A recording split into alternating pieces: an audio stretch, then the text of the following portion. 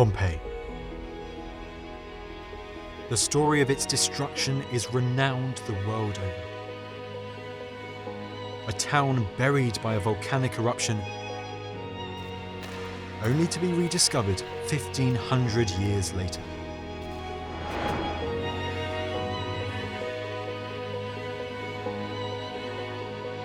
A treasure trove of artifacts uncovered.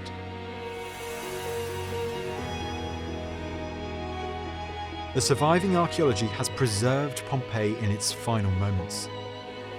But it's also revealed so much about life before the eruption, extraordinary glimpses into the world of the people who dwelled here. From wealthy villa owners like the entrepreneurial businesswoman Julia Felix, to lowly men like Marcus Attilius, who fought and bled for the pleasure of others. Walking in their footsteps, I'll be exploring some of the most remarkable structures and meeting leading experts to better understand who these people were that made up this breathtaking town. This is the story of the people who called Pompeii home.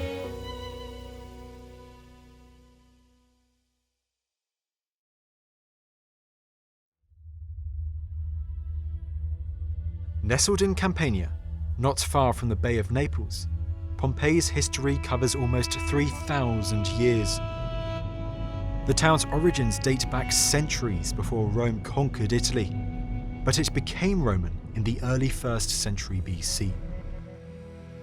Over the next 150 years, Pompeii filled with Roman-looking buildings, their walls covered with astonishing art and writing, sometimes elegant, other times obscene. It's Roman Pompeii that we see so much of today.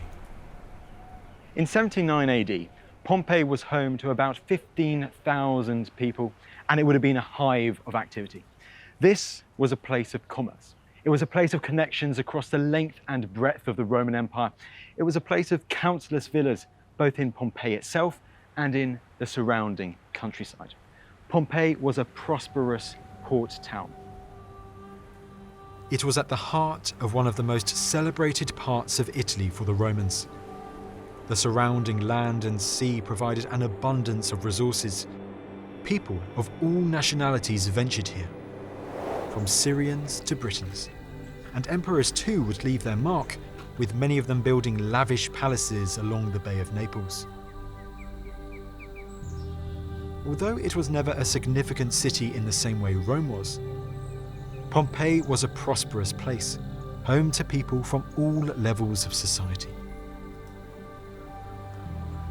I've come to Pompeii to explore the stories of men and women who walked these streets almost 2,000 years ago. Extraordinary characters based all around the town who lived very different lives. To start my quest, I'm paying a visit to the house of one of Pompeii's wealthiest residents, where I'm meeting archaeologist Dr. Sophie Hay.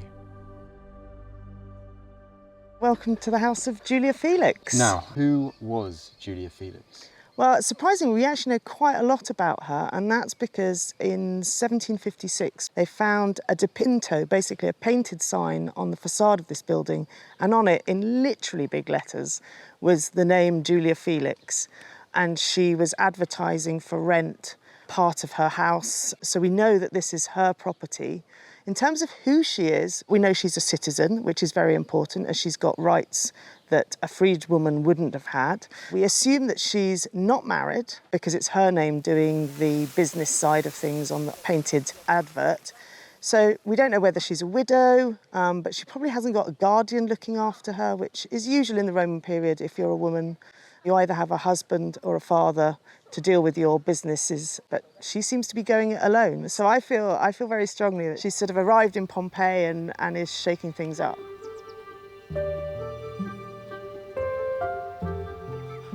Just the sheer size of Julia Felix's property reveals a lot about her wealth.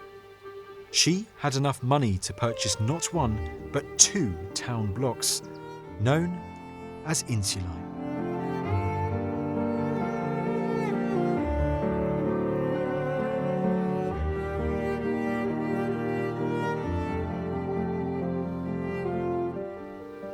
She joined these two blocks together, and in so doing got rid of a road that ran between them, an important arterial road in Pompeii. So we're standing in her garden. Well, this is about 2/3 of the size of the property. And so the built-up part, her house, only occupies 1/3 of the space. So there's a lot being said there about ownership, wealth, and what she could do with her money.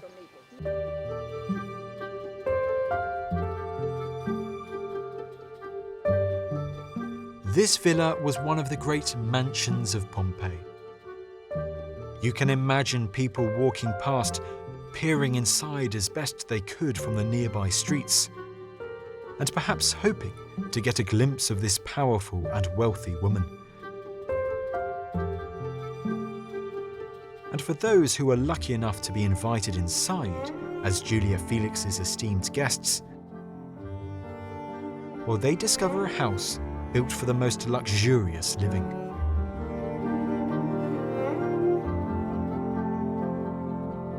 So Sophie, we've come to this interesting little enclave in the house of Julia Felix, but what is this area? What are we looking at here? So we're standing in a dining room, which would have been called a triclinium. This, in terms of dining, is pretty much the most elite sort of situation you can get in a domestic context. You've got this couch with 3 sides, hence the word triclinium, and it's clad in marble, so sort of stating it's very sort of very posh dining area.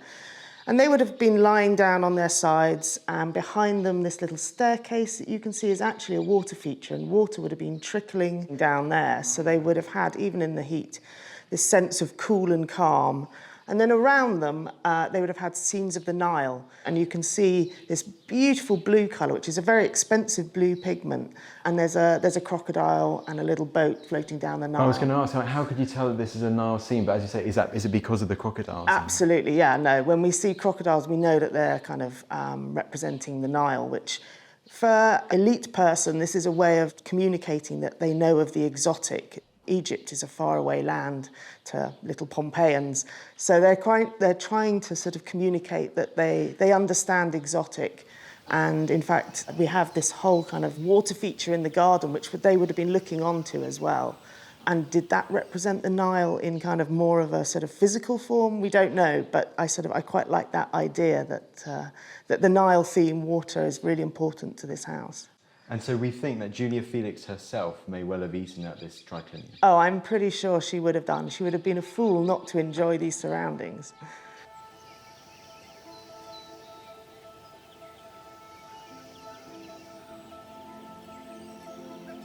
But Julia Felix didn't just enjoy the private pleasures of her grand estate, dining on fancy furniture. She was an entrepreneur, capitalizing on her villa's position next to one of Pompeii's arterial roads to launch a clever business opportunity. If we come through here, we get to see the very public face of Julia Felix. Ah, so we've gone from private dining and this is public dining. So talk me through it, Sophie. So this is a bar counter and people could come straight from the street, grab food and go. Yeah. But if they wanted to have a bit more of a leisurely lunch or food, they can come through, they would walk in, come through, and they could have food in her restaurant. Well, let's have a look. Now, Sophie, this is such an interesting part of Roman dining because it's so different to the triclinium we were looking at earlier, isn't it? This feels more like 21st century going out to a pub or restaurant. Yeah, it feels very familiar, this layout, certainly with these little upright benches, table in the middle. It's what we're used to. There might have been cushions on it, but essentially, yes, it's a very economic version of what we'd seen before and the opulence of everything. And I presume the location-wise too, we've got the main street there, the amphitheater not too far away. This is a prime location. This is cunning Julia Felix, isn't it? Again, savvy again, yes. No, she knew what she was doing and she wanted to rent this space out, so she was getting an economy from it. But yeah, she knew she was sort of in the prime location for this sort of work. In the corner of the restaurant was a small room, the kitchen, complete with an oven for cooking meats such as pork, lamb and duck, either served here in-house or at the counter overlooking the street. The whole building reveals Julia Felix as this impressive, independent businesswoman, her well-placed restaurant would have been buzzing with activity, with people from all walks of life. Do we know what status of Romans would have been able to come to one of these restaurants? Certainly freedmen and freed women, supposedly. Slaves would be coming maybe to grab food for their masters and taking it back to the shops where people were serving. So there's a lot of hustle and bustle here, and this, for reason, this little restaurant here is probably a little bit of a scene of tranquility amongst the sort of bustle of the bar at the front. But still, it would be very lively. They're sort of talking animatedly, they're having discussions, arguments. We know that there are brawls in bars, drunken behaviour. So, we've got a lot of sort of Roman life kind of encompassed in this one room.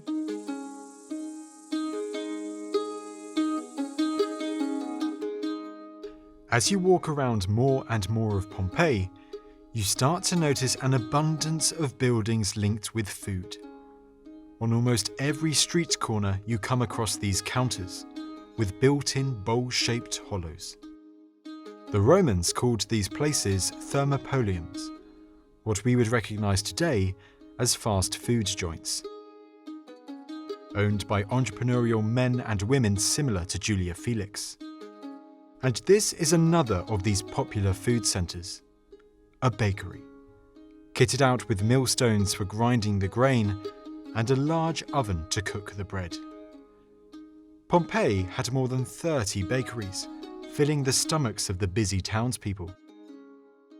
This meant that whoever owned a bakery was reasonably well off. People like bakery proprietor Terentius Neo, famously pictured here alongside his wife.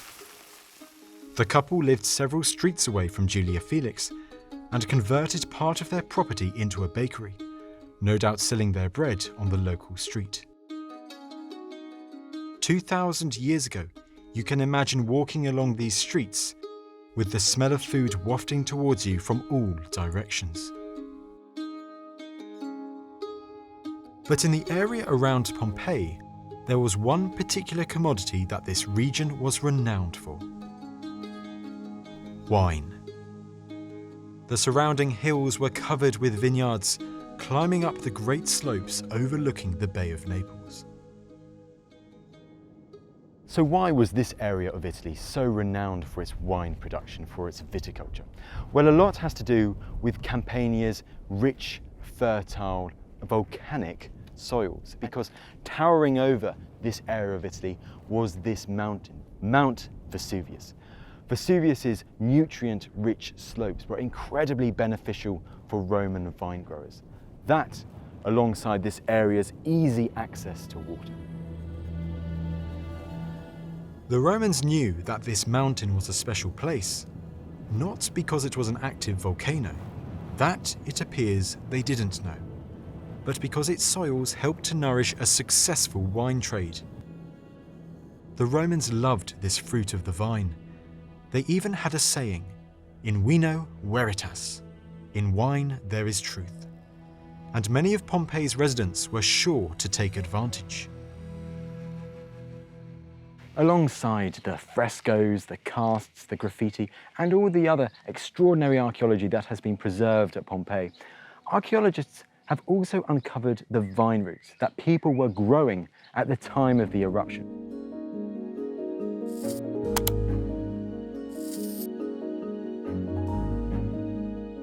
From villa gardens to taverns, vineyards were all around Pompeii.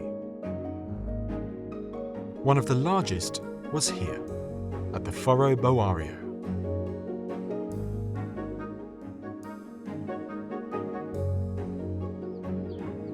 So we're just outside the Foro Boario now, and its location is what's key here, because just opposite the vineyard is the amphitheater, and the vineyard's close proximity to this great arena, the ancient Wembley, was no accident. You can really see the business element here behind Roman wine production, because as the games ended and people filed out of one of the exits or entrances, they would come out of the amphitheater, they would see the vineyard right there, they might pop into the vineyard owner's tavern, have a drink, possibly have a bite to eat too, and then be on their way. So this is a great example of that business element behind Roman wine production almost 2,000 years ago. But it wasn't just local wines that would be on sale in Pompeii. This was a busy port town, with traders from across the Mediterranean and beyond arriving and doing business here.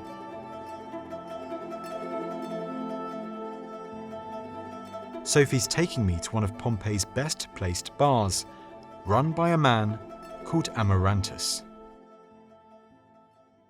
This is definitely a bar. We've got a nice wide entrance to the street to catch that passing trade from the amphitheater all coming back. There's actually a garden in the back. We're not sure whether they used it as a beer garden essentially, but yeah, this is the bar of Amarantus.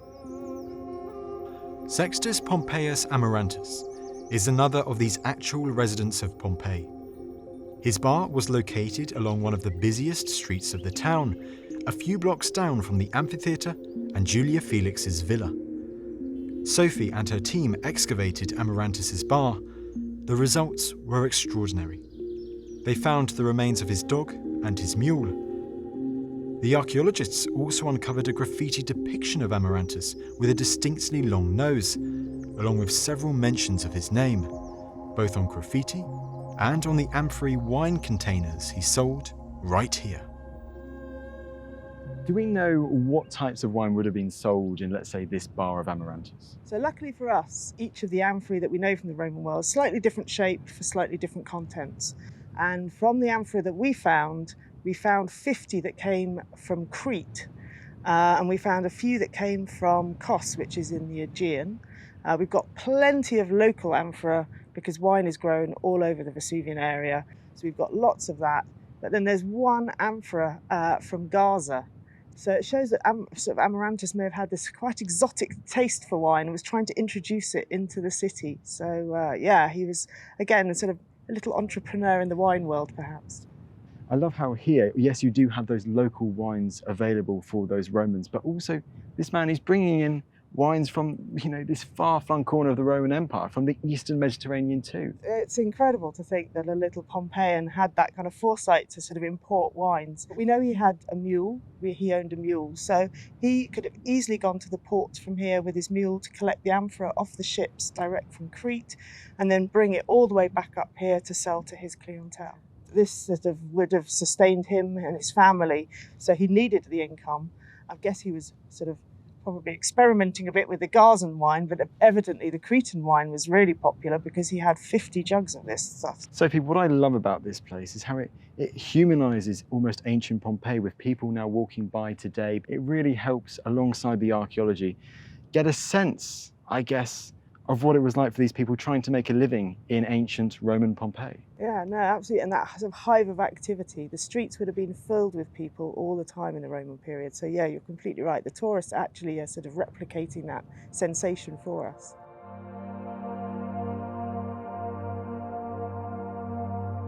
These uneven streets, amazingly preserved today, were the great highways of Pompeii. Lined not just with shops and bars, but houses too. Professor Valerie Higgins has dedicated her life to researching Italian archaeology, including here at Pompeii. Walking down one of these streets in ancient Pompeii, what was the layout? Were villas interspersed with houses of, let's say, less wealthy Romans? Yeah, they were pretty intermixed. I mean, it's not like today where we have really very zoned cities. They didn't really experience city life like that, so they are pretty intermixed. However, there are some areas that maybe are a bit more elite. Like elite people today, for example, rich people really liked was to have a villa overlooking the sea with a lovely sea view and also, of course, nice cooling breezes. So on the side of the city that has good views over the sea, which is the northwest side, there are certainly more nicer villas there. But what you tend to get are these blocks, which we call insulae, and a large part of the insula will be taken up with a very nice villa. But then when you look at it, you'll see that there are sort of fill-in parts that are smaller rooms that often only have an opening onto the street. and some of those are shops, some of those are bars. But we now know from more recent excavation that some of those were where poor people lived. So they would be physically within the same block as a very rich person, but actually wouldn't have any contact with them. They would have a room which quite possibly only had the door as a source of light and air. And those people would live in one room, essentially. Today, these people are nameless. Unlike Julia Felix and Amarantus, there was no writing on the walls that revealed who lived in these small rooms. Their stories have been lost. But we do know that they would have depended on the shops and services available along these streets.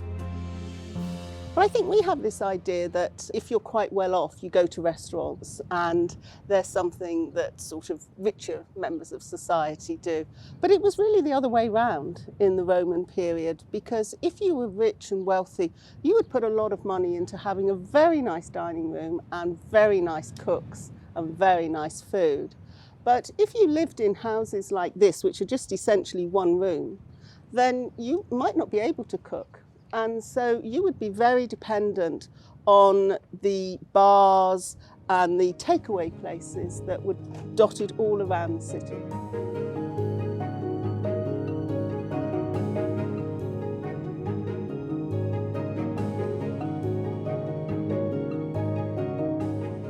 Pompeii's bars and takeaways bustled with life, with noise. As did another, more infamous building.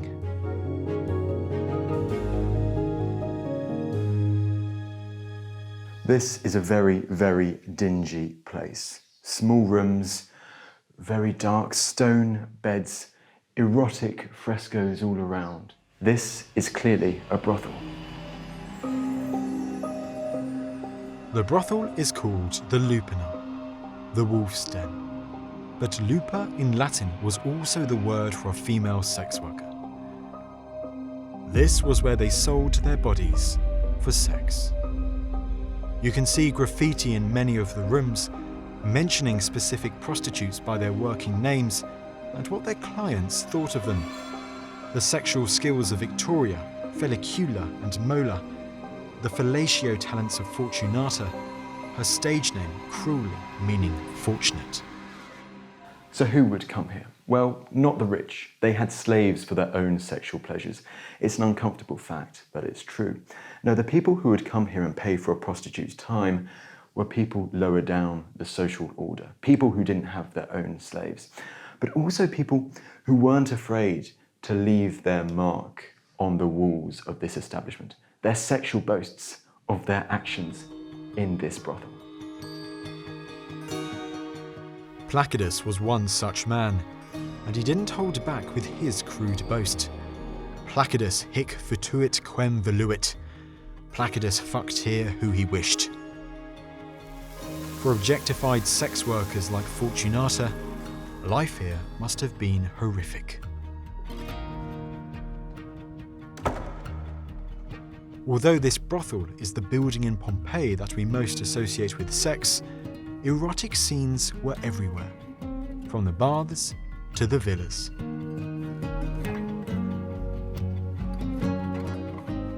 Now, who you could have sex with depended on your gender and on your status. If you were an elite Roman man, you were almost certainly going to marry. But that didn't stop you having sex with other women apart from your wife without any punishment.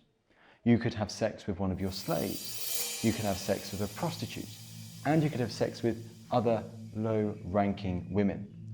That being said, there were some women who were off limits, such as elite Roman women or Roman freeborn women. Who a Roman woman could have sex with was much more strict, only her husband. Because the Roman public world was one dominated by men, and these men showed a great interest in the chastity of their wives. Having a chaste wife was a mark of honor for these men. And so if someone wanted to deride someone in a public office, they would send smears, they would send rumors that their wife had been unchaste, had been unfaithful. And so to police this, the Romans introduced a number of adultery laws, heavily steered towards women, where the price for adultery could be very high indeed. If convicted of adultery, a Roman woman would almost certainly be divorced, her reputation forever tarnished. She would lose property and be reduced to a status little better than a lowly prostitute. Prostitutes in Pompeii and elsewhere in the Roman Empire belonged to one of the most low-status social groups in Roman society, the infames, which translates literally as the infamous. But they weren't alone in this class. Dancers and actors were equally looked down upon, and so too were the infamous combatants that performed in front of thousands here in Pompeii. The men who fought here.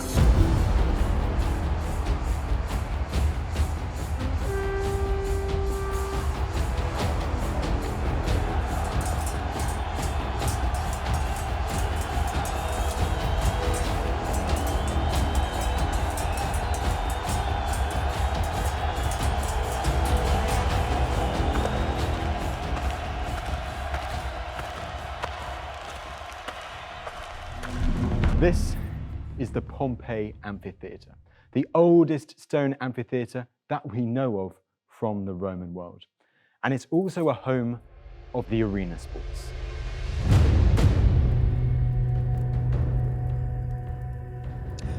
These spectacles, called Munera, followed a typical schedule. In the morning, you'd have beast hunts, where wild animals, sometimes exotic but mostly locally acquired, were pitted against each other or against specially trained fighters. Around midday, you'd have the executions. Condemned criminals would be killed in the arena in front of everyone, sometimes eaten alive by wild animals. Finally, the great climax to the Munera, the Gladiatorial Combats. Trained fighters were pitted against each other for the entertainment of the crowd. These grass areas in the arena, around the arena, was where there would have originally been wooden seating, because this amphitheatre could house around 20,000 spectators, more people than the actual size of Pompeii itself. It's great testament to the popularity of these games that people would venture to amphitheatres like this one to come and watch these blood sports. These spectators watched on from up high as fighters emerged into the arena, chanting the names of these performers as they strode into view. Names like Elias, Princeps, and Felix. When you visit here today, you are literally walking in the footsteps of gladiators. It's currently believed that roughly 10% of gladiators would die during one of these spectacles. But having said that, given the amount of fights a gladiator was expected to do over the course of his career, then the chances of him ultimately dying in one of these arenas was still very high indeed.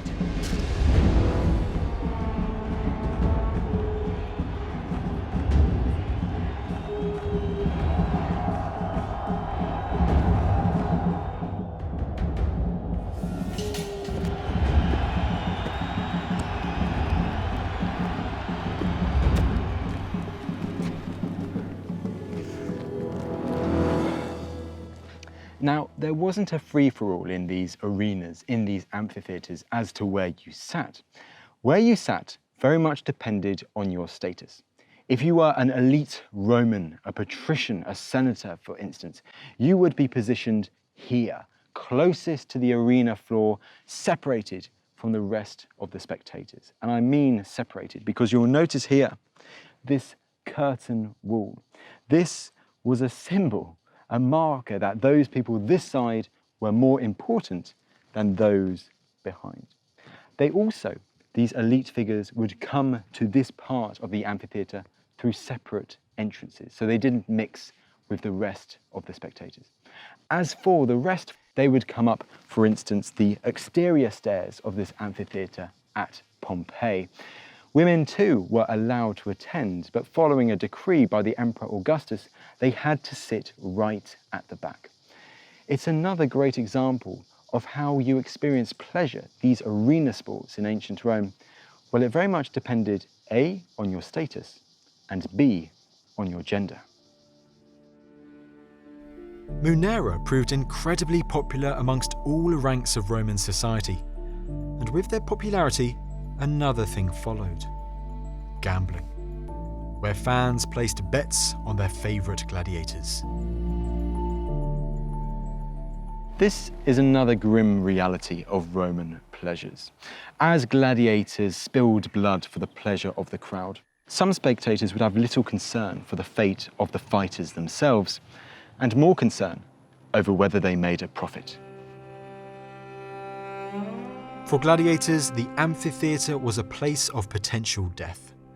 But these fighters actually spent most of their careers, their daily lives, in a very different place. I've come to one of the most iconic buildings at Pompeii that's associated with gladiators. This is the Gladiator Barracks. Situated several streets away from the amphitheater, today the barracks is one of the most popular attractions in the whole town. In 79 AD, this was the home of gladiators, where they ate, where they slept, where they trained, where they lived. Archaeologists discovered helmets and armour here, alongside the remains of the gladiators themselves, and mentions of star gladiators survive throughout Pompeii. Etched onto columns and walls, their names live on. Calladus the Thracian, who boasted that he was adored by the girls. Marcus Attilius, a freeborn gladiator who, in his very first fight, defeated a great champion called Hilarus. Most gladiators in Pompeii were slaves, but despite their low status, they were also incredibly popular. They were sexy, they were valuable, the most successful were superstars of the ancient world. Dr. Mario Grimaldi is an archaeologist who has been working at Pompeii for more than a decade. He's taking me to see something very special, not far from the barracks, a very unusual piece of graffiti. The scratched image shows two gladiators fighting against each other with different weapons. On the right is a retiarius-type gladiator, equipped with a trident and an arm guard called a manica. On the left is a sword and shield-wielding fighter, a murmillo or secutor. And beneath them both is a line, indicating the arena floor. The graffiti itself is quite low down. It's believed that it was made by children. This corridor is very interesting and important because connected the very important street of named Stabianan Street to the theater, and after also to the School of Gladiators. And the decoration talk about of this changement to us, because the graphics say, okay, now I can go to see the theater, but I can go also to see the gladiators. And the children that living in this area was very attractive from the presence of the gladiators in this area, and created the graphics for the fighting that maybe for them is impossible to see in the amphitheater, but it's possible to see in the School of Gladiators. This graffiti, created by children some 2,000 years ago, is an extraordinary piece of surviving archaeology. These lowly gladiators weren't just popular with adults, but young children too, fascinated by men like Calladus, brought to Pompeii from overseas. For them, it's like the player of soccer today for our son. It's like this. The idea that this is the very strong man, the very come from different country, like our soccer players, no? Arrive from the different country in a new city. And it's possible to see, to listen also different languages, see different color, of people, understand that there is a world outside the little city of Pompeii. And all of this was connection from the harbor near this gate, from the presence of the gladiators, of slave gladiators in this school. We can never know for sure, but the famous freeborn gladiator Marcus Attilius did fight as a murmillo, with sword and shield, and it's not impossible that the figure on the left of this graffiti actually represents the champion beater himself. It's graffiti like this, and well-preserved buildings like the barracks, that makes Pompeii so important for archaeologists wanting to learn more about the gladiators themselves.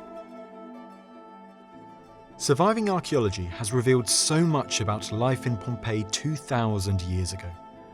By 79 AD, this was a prosperous port town with people from all levels of society making a living. Overall, life in Pompeii was good. And yet beneath all of this, there loomed a terrible danger. Unbeknown to them, deep within Mount Vesuvius, a cataclysmic volcanic eruption was nearing. But Vesuvius had been sending warnings for years. Earthquakes had repeatedly plagued Pompeii. One of the most severe had devastated large parts of the town in 62 AD. Now we know it was a severe earthquake from the archaeology because repair work was still occurring at Pompeii at the time of the eruption almost 20 years later. But despite this, for all intents and purposes, Pompeii was a city on the mend, getting back on its feet. Those buildings which had been damaged were either being repaired or in some cases improved. These large-scale repairs are still visible today, right at the heart of the town. It's something that has fascinated Sophie for years. What we have here is a really, really clear example of the original build in this sort of light stone, and this whole corner of the building had collapsed during the earthquake, and they've rebuilt it but using a completely different material, these wonderful Roman terracotta bricks, and you can see how it's sort of slightly higgledy-piggledy but keyed into what the original building was like. But that is a really clear sign that there is serious damage being done. So which came first? So these light blocks are first. This is all the original build. Okay, and right. all this later brickwork is kind of keyed in.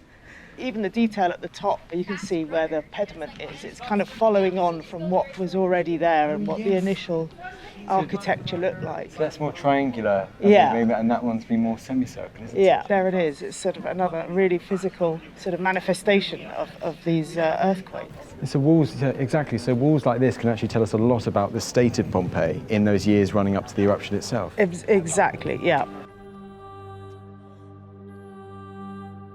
We have no idea how people like Julia Felix and Amarantus felt about these earthquakes, but clearly life carried on. Business was good. Pompeii remained a vibrant town full of life. People from all walks of life still went about their daily business. And whilst wealthy Julia Felix would have had very little in common with a Pompeian prostitute like Fortunata, or a gladiator like Marcus Attilius, they do share a tragic tale.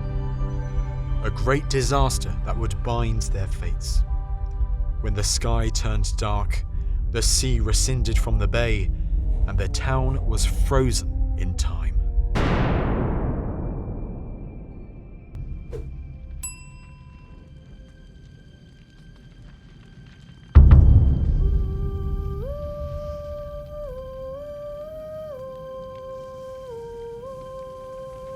Dense blackness loomed over us.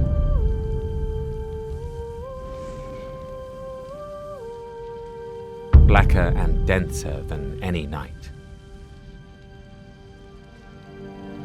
Ashes were falling. Stones which were black, charred and split by the fires. Flames and fires rising high blazed forth. You could hear women moaning, children howling and men shouting. A few were praying for death.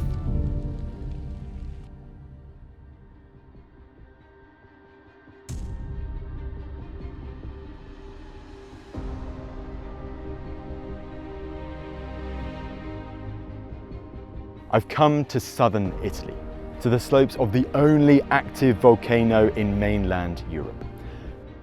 This is the crater of Mount Vesuvius, which erupted in 79 AD infamously and brought death and destruction to the surrounding area.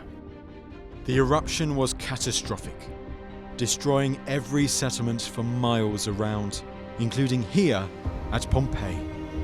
The town was covered in a thick layer of volcanic debris that has allowed so much extraordinary archaeology to survive. But we also have an incredible eyewitness account of the eruption, written by a Roman called Pliny.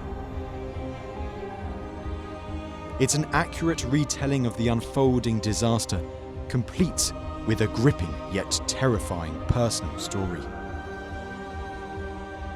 Meeting leading experts around the town, I've come to Pompeii to find out what the archaeology, along with Pliny's account, has revealed about its final moments.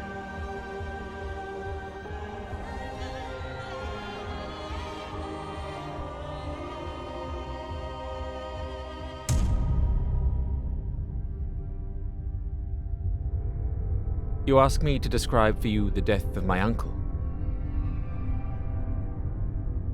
to enable you to transmit a more truthful account for the benefit of posterity. I am grateful to you because I realize that perennial glory is in store for the manner of his death if it is extolled by you.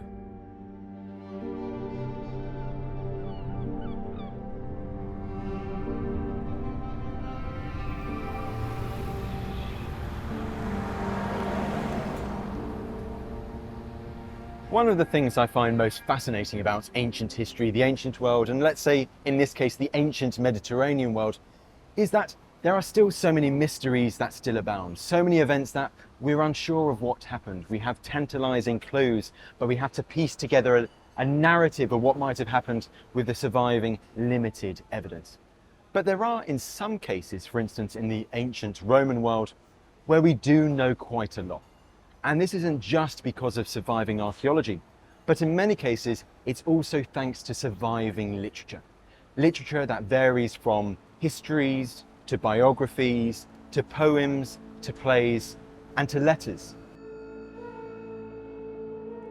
It's this surviving literature that can paint an emotive picture of people caught up in seismic events from several millennia ago. And this is certainly the case with the story of Pompeii and its destruction in 79 AD, when Mount Vesuvius erupted and buried the town in ash and rock.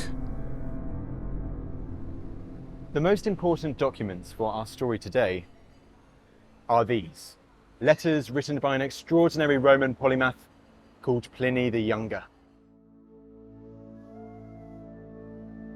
Gaius Plinius Caecilius Secundus, better known as Pliny the Younger, was one of the most prolific letter writers in Roman history. An intelligent aristocrat, he wrote on matters varying from early Christians to the eruption of Vesuvius. At the time of the eruption, Pliny was only 17 years old, yet the events of those infamous days in 79 AD would be etched into his memory for decades to follow. Preserved in two of his letters to the great Roman historian Tacitus, written some 20 years after the eruption. I believed that I was perishing together with the whole world, and the whole world was perishing with me. Written some 17 years later, Pliny's account is our only eyewitness one for the eruption of Mount Vesuvius. It's his letters, alongside the archaeology, that can really help give us a sense of what happened here almost 2,000 years ago. A leading figure of these letters is Pliny's uncle, also called Pliny, Pliny the Elder, an author, a naturalist, a philosopher, an admiral of the early Roman Empire, and a man with friends in high places. His magnum opus was the Naturalis Historia, the natural history, one of the first encyclopedias that we know of. Pliny the Elder was a famous figure even in his own lifetime, and in 79 AD, he was living in a villa at Misenum, just across the Bay of Naples from Pompeii. He was there on official business, serving as commander of the Roman fleet based at Misenum, living with his sister and his nephew, Pliny the Younger. Pliny's two letters to Tacitus detail the fate of his uncle, Pliny the Elder. And they also tell us what Pliny the Younger saw from across the bay in Misenum. And it's in his second letter to Tacitus that he really talks about what he saw and sometimes what he heard, what he felt in Misenum. For instance, here, he talks all about the earthquakes that had been occurring in the days previous to the eruption of Mount Vesuvius himself. And it's very interesting because he almost is not too worried about them, and he explains why here. There had been many earth tremors for many days previously, though they were less terrifying because they were frequent in Campania.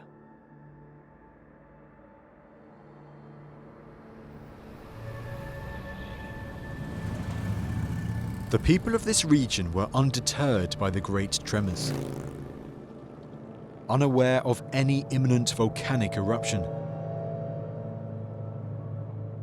Earthquakes were something that they had been living with for years, including here at Pompeii. Many tried to carry on with their daily lives, but normality would never return to this town. These earthquakes were a terrible sign of what was to follow, a sign that deep within the ground, things were happening. Beneath the vine-covered mountain of Vesuvius, molten rock, or magma, was slowly forcing its way up towards the surface. It was only a matter of time before the eruption. Surviving manuscripts of Pliny's letters regularly place the date of the eruption on the 24th of August 79 AD. But there are problems with this date, especially when you look at the surviving archaeology.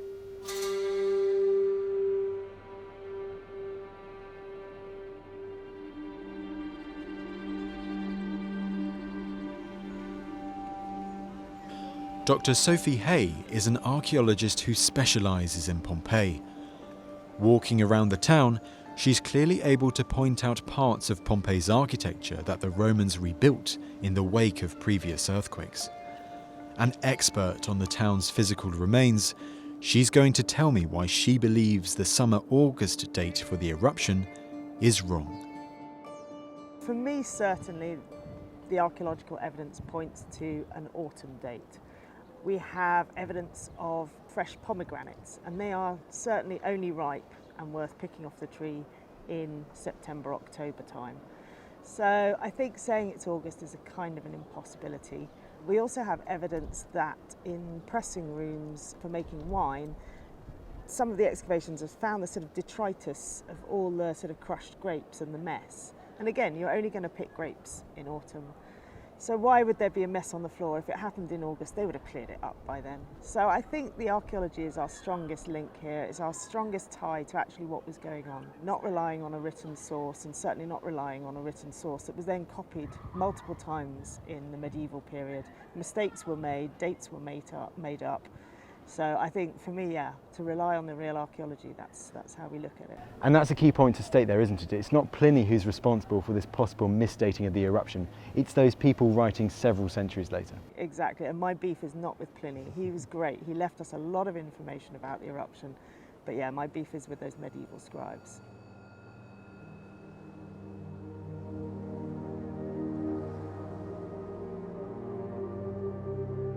While there is still some debate over when the eruption occurred in 79 AD, we have more certainty around how it unfolded, thanks to Pliny's letters. At around midday, Mount Vesuvius exploded. All of a sudden, a great cloud of volcanic ash and rock spurted out from the top of the mountain high into the air. Pliny, his mother and his uncle, Pliny the Elder, watched on from Misenum. My mother pointed out the appearance of a cloud of unusual size and appearance, rising up from some mountain, which was later established to have been Vesuvius. The pine tree, rather than any other, best describes its appearance and shape, for it rose up high into the sky on what one can describe as a very long trunk, and then it spread out into what looked like branches. This cloud of dust and ash rose high into the sky, tens of kilometers into the atmosphere, and the cloud was quick to spread, carried by the wind. A huge area to the south of the volcano was covered in a veil of darkness. Being some 20 kilometers away from Vesuvius to the west, this frightening cloud didn't affect Pliny or Misenum. But at Pompeii, it was a different story. This prosperous port town was right in the firing line. For the people of Pompeii, all of a sudden the sky turned dark. It must have seemed as if day had turned to night, but with an added terror. Lumps of material started raining down on them, shards of volcanic pumice stones called lapilli alongside ash, both black and white in its colour, fallout from the great column that then rose above Vesuvius. Within hours, more than 1 meter of this material covered Pompeii's streets, with buildings already collapsing under the weight of this volcanic debris. For the likes of Pliny watching this great cloud from afar, they would have had little idea what was happening. But one man was determined to have a closer look. Pliny the Elder. He had headed towards Stabii, towards the area around Pompeii down there, from Misenum at the other end of the bay, at the initial signs of this unfolding disaster. And Pliny records his uncle's journey across the bay, right in front of where we are now. By now, ashes were falling on the ships, whiter and thicker the nearer they approached. Then pumice stones also descended, and stones which were black, charred and split by the fires. Suddenly, they were in shallow water, and the shoreline bars their way with debris from the mountain. My uncle hesitated momentarily, wondering whether to turn back. But then, as the steersman advised that course, he said to him, "Fortune favours the brave."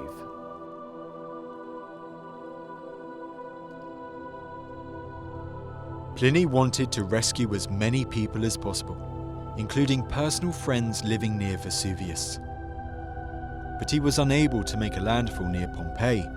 The sheer amount of volcanic material falling from the sky had already started to form solid island masses on the water, blocking his squadron's path to the harbours. And so Pliny had his ships change course.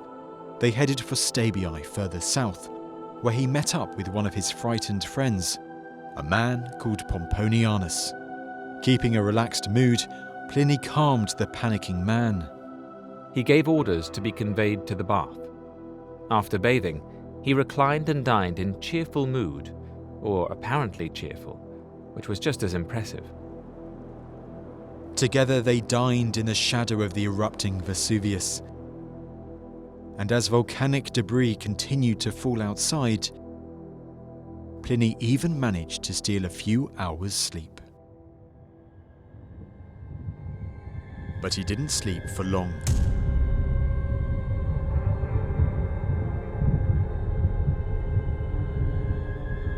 In the middle of the night, Pliny was awakened as more massive earthquakes gripped the whole region.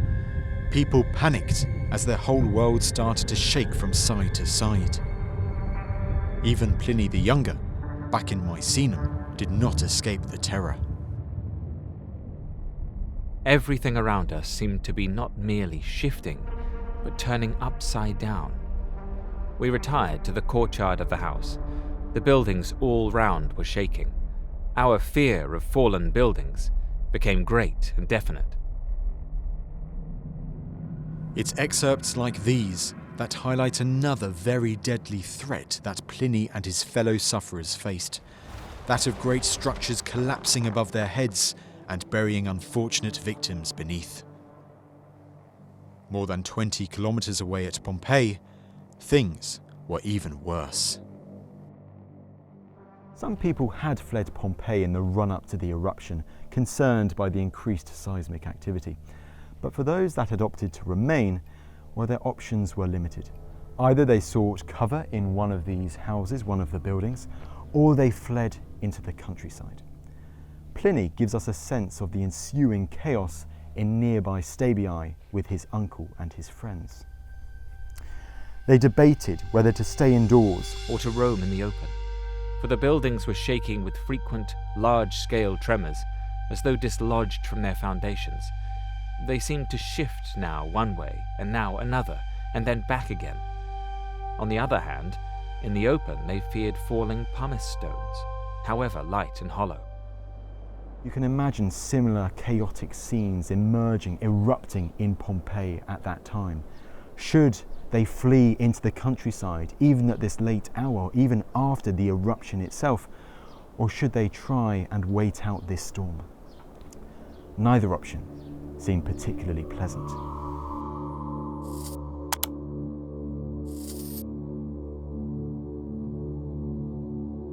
Walking through the remains of this town today, it's hard to envisage Pompeii during these final hours. The ground shaking violently, the roads covered in a thick layer of ash and pumice rock, roofs of two-story buildings collapsing left and right under the great weight of this terrifying material constantly falling from the sky. By the beginning of the following day, some 3 meters of pumice rock covered Pompeii's streets, with much of the town already in ruins. But little did Pompeii's remaining residents know that they were still in the first phase of the eruption. Back at Stabii, things were similarly bleak. Unable to stay in Pompeiianus' villa any longer because of the sheer amount of pumice that had fallen, in the early morning, Pliny the Elder and his companions decided to make a run for it. They used strips of cloth to fasten pillows on their heads as a protection against falling stones. By now it was daylight elsewhere, but there it was night, blacker and denser than any night, though many torches and lights of various kinds relieved it. Pliny and his companions were running a daunting gauntlet, their pillows acting as makeshift shields in their desperate attempt to protect themselves from the relentless falling material. Stabii was situated roughly 16 kilometers away from Mount Vesuvius. Pompeii was situated much closer, roughly 10 kilometers away from the volcano.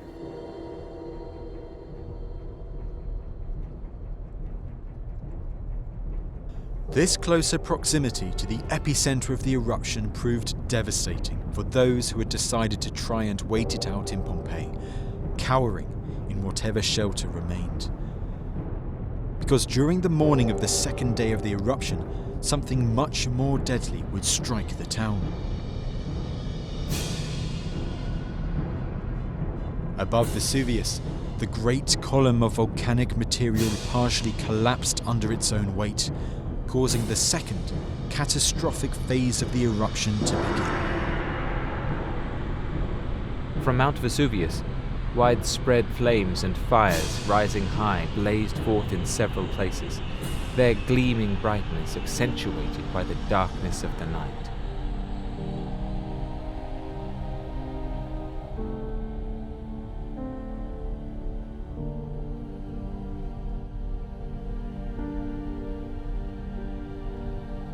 What Pliny described was the beginning of rolling clouds of death called pyroclastic flows and surges. These incredibly hot clouds, filled with solidified lava, burning rock and ash, descended down Vesuvius and engulfed Pompeii.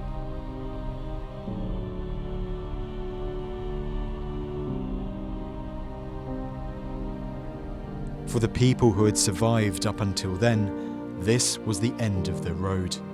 Their ultimate fates are preserved in remarkable archaeology, iconic plaster casts. Dr. Alison Emerson is the director of an excavation at Pompeii that is revealing more about these people. Some of the most famous examples came from right here where we're standing. So we're standing in this lovely vineyard, which was also a beautiful vineyard in antiquity. And just behind us, there is a bit of a reconstructed pergola over a triclinium, a Roman outdoor dining table. And a group of individuals, men, women, and children, all fled here probably as they were making their way out of the city. And it was here that they were killed. We don't know who these people were that perished in this garden, but we do know that they died during the second phase of the eruption. The archaeology reveals that the eruption happened in two phases. In the first phase, we have the fall of lapilli, of pumice stones, that really covers the first story of Pompeii. And many people did die in that phase because there were walls falling down, because fires were being started. But the victims who are cast died in the second phase of the eruption. So in the first phase, that ash fall of the first phase and the pumice fall, it's too loose to create body casts. But in the second phase, you have the pyroclastic surges that have really, really fine volcanic material and superheated gases that settled really firmly, truly creating a mold of the bodies and of all sorts of organic materials, everything from animals to doors to tree roots, that then can be preserved, can be molded out of plaster of Paris. Killed during this second stage of the eruption, these people are usually discovered on top of several meters worth of pumice. Men, women, and children who had survived the volcanic hailstorm, only to be consumed by a pyroclastic surge when trying to flee. Pyroclastic surge kills primarily through heat because it is so incredibly hot, but it also carries a lot of shrapnel because it carries fine volcanic ash, as well as everything that it hits in its path. So when the pyroclastic surges began to run down the side of Vesuvius and over Pompeii, they really wiped away all of the upper stories of the city. And so that material is coming with it in that wave as well. So if there's any comfort to be found here in what is a very grisly moment, a very grim moment in Pompeii's history, it is likely that this happened extremely quickly. Created since the 19th century, the plaster casts of these poor Romans have allowed them to live on in one final pose. There's an idea that Pompeii is sort of, there's this flash freeze of everyone sort of doing the thing they were doing at that last moment. But in fact, the poses are mostly post-mortem poses. So these are poses that form naturally from the reaction of a human body to the extreme heat of a pyroclastic surge. So when you see poses that look like people who are kind of curled up or who are bracing themselves against that oncoming wave, they probably are not. So after this instantaneous death, their bodies react to the heat by kind of seizing in that way. Pompeii would be hit by several pyroclastic flows and surges in a period of roughly 5 to 6 hours. We don't know how many people perished in total, but the town was completely destroyed. Nothing survived. The archaeology helps give us a sense of the scale of the destruction. But there's one section from Pliny's letters that I find particularly striking, and it's from when he is witnessing this eruption from across the bay in Misenum, and it goes as follows. You could hear women moaning, children howling, and men shouting. They were crying out, some seeking parents, others children, and others wives, all recognizing them by the sound of their voices. Some were lamenting their own misfortune, others that of their families. A few, in their fear of death, were praying for death. Many were raising their hands to implore the gods, but more took the view that no gods now existed anywhere, and that this was an eternal and final darkness hanging over the world. For these people, they really felt that this was the end of the world. And who could blame them? It must have been truly horrific.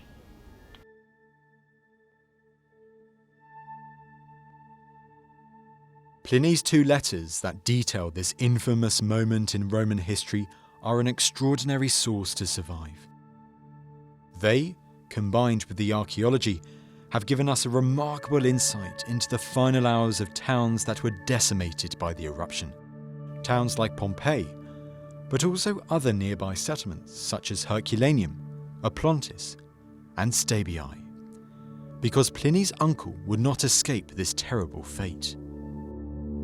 The same morning that Pompeii was hit by these catastrophic flows and surges, Pliny the Elder had hurried to Stabiae's shoreline with his companions. He was hoping for a change in the wind and weather, allowing their ships to finally depart. But it was not to be. The wind remained against him, the sea stayed wild, he was stuck. Using other people's accounts, Pliny is able to construct the story of how his uncle died, and it reads as follows. My uncle lay down there on a discarded sail, and repeatedly drank cold water which he had requested. Then flames and the smell of sulphur heralding the flames impelled the rest to flight and roused him. Leaning on 2 of his confidential slaves, he stood up and at once collapsed. I infer that his breathing was choked by the greater density of smoke, and this blocked his gullet, which was often frail and narrow, and often unsettled. When daylight was restored, 2 days after his eyes had closed in death, his body was found intact and unharmed. It was covered over, still in the clothes he had worn. It was more like someone sleeping than a corpse. It is believed that Pliny the Elder perished from asphyxiation, unable to breathe because of these volcanic gases. He would prove the most high-profile casualty of the eruption. The man's daredevil venture across the Bay of Naples had proven a one-way trip. I realize that perennial glory is in store for the manner of his death. It is true that he died in a disaster which overtook the most beautiful of regions, and in a calamity shared by communities and cities, so that his renown will seemingly live forever.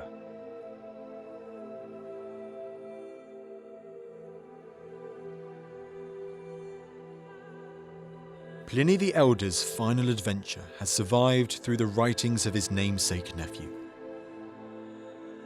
His story was preserved. Unlike those of the people who perished in Pompeii, dying in a town that became buried, only to be rediscovered 1,500 years later. Or was it? Because contrary to what is often thought, the Romans didn't just forget about Pompeii, they came back.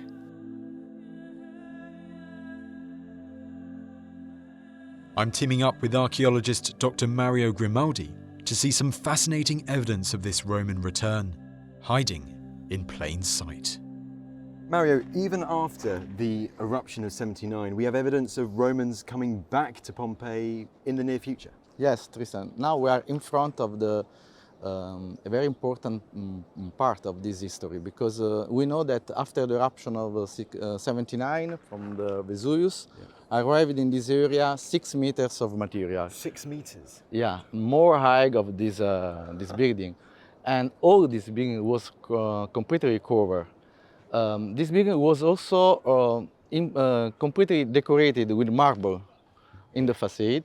And now we don't see this decoration because immediately after the eruption of 79, the first excavators arrived in this area and put out of this material like a cave for all the area of the forum. So they dug down to try and get and created the ramp to put out from the city, from this area, the marble and the sculpture from this area, from the forum. Today, much of the marble that originally covered Pompeii's forum has been lost. Statue plinths were robbed of their decoration, removed by these first excavators intent on looting the monumental heart of Pompeii. But there's one of these statue plinths that has survived to this day with the marble intact in the forum, and it's this one here. And it's even got the writing still preserved of who the statue was of, the bronze statue that was originally up here. It reads, "To a man called Sallust." Whilst we don't know much about who this Sallust was, the fact that he had enough wealth and political sway to have a marble plinth and statue erected at the heart of Pompeii suggests that he was a very influential man in the town. His name survives, his statue does not.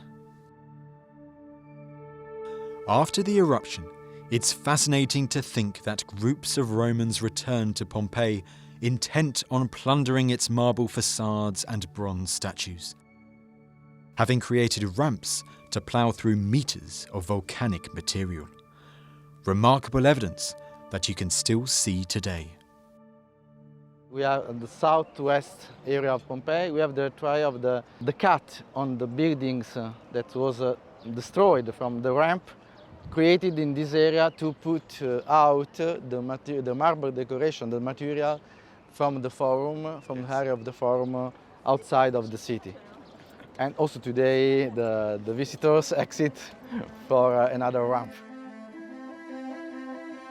Over this series, I've explored the story of Pompeii and its incredible archaeology.